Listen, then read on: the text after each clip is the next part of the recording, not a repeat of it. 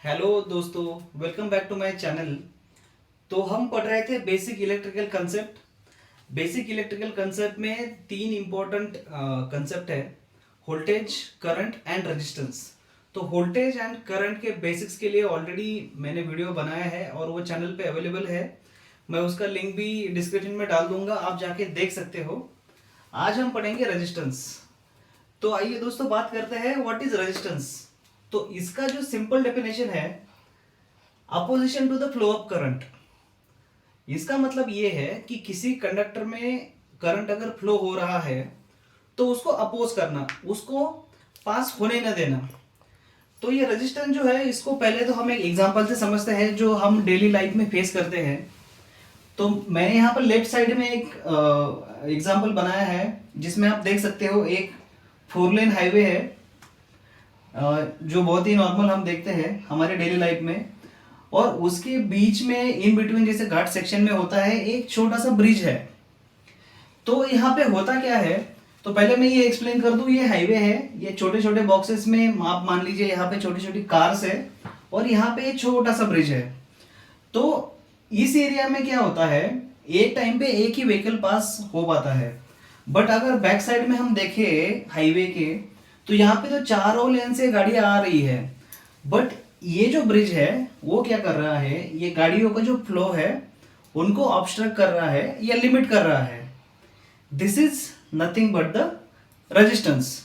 तो सिमिलरली अगर हम ये सर्किट डायग्राम भी देखें, तो इसमें हमारे जो मेजर कंपोनेंट है वो है वोल्टेज सोर्स, देन हमारे पास है कंडक्टर और हमारे पास है रेजिस्टेंस यहाँ पे, जो हमने यहाँ पे सीरीज में लगाया है।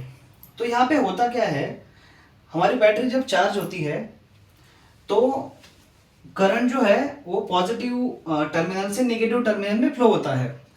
एंड ये करंट जब हमारे सर्किट से पास होता है तो यहाँ पे जो रेजिस्टेंस हमने लगाया है, रेजिस्टेंस की वैल्यूज होती है जो हम ओम में मेजर करते हैं। तो ये रेजिस्टेंस जो है वो करंट के फ्लो को अपोज करता है, similar to this bridge I have shown. तो ये क्या करता है, इलेक्ट्रॉन्स का जो मूवमेंट है उनको रिस्ट्रिक्ट करता है, जिनकी वजह से मैक्सिमम नंबर ऑफ इलेक्ट्रॉन जो है वो ये रेजिस्टेंस से पास नहीं हो पाते, जिसकी वजह से हमारा करंट जो है वो रिस्ट्रिक्ट हो जाता है। अभी आपको एनर्जी का एक फॉर्मूला तो पता होगा कि energy is neither created not destroyed, it can be converted from one form to other form. तो यहाँ पे रेजिस्टेंस जो है ये करंट के फ्लो को जब रिस्ट्रिक्ट करता है, तो इसने जो एनर्जी कंज्यूम की है या एब्सॉर्ब की है, इसको ये हीट के फॉर्म में एनवायरनमेंट में रिलीज कर देता है।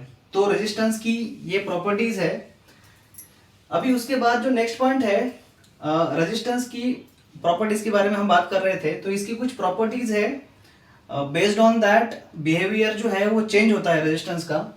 तो कुछ प्रॉपर्टीज हम यहाँ पे देखते हैं, जैसे रेजिस्टेंस जो है it is influenced by the material properties. अगर हमारा मटेरियल जो है, रेजिस्टेंस मटेरियल अगर ये कंडक्टिव है तो ये कम रेजिस्टेंस अपोज करता है to the flow of current. अगर हमारा मटेरियल एकदम नेक्स्ट टू इंसुलेटिव है, then it opposes high resistance, जिसकी वजह से मोस्ट ऑफ करंट इससे पास नहीं हो पाता। उसके बाद जो नेक्स्ट इसका प्रॉपर्टी है वो है लेंथ।